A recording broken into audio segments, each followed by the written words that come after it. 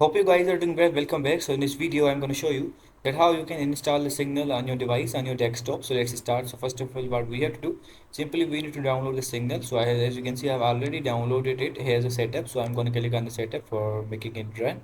Now as you can see, it's initializing. So we have to wait for a few seconds until it load. So as you can see, now it's here. Now simply what we have to do is scan this code on the Signal app on your phone. And what are the steps? The first step is open Signal on your phone. We have to open our Signal app in our phone. And the second step is tap into settings, then tap link devices. We have to click on the link devices.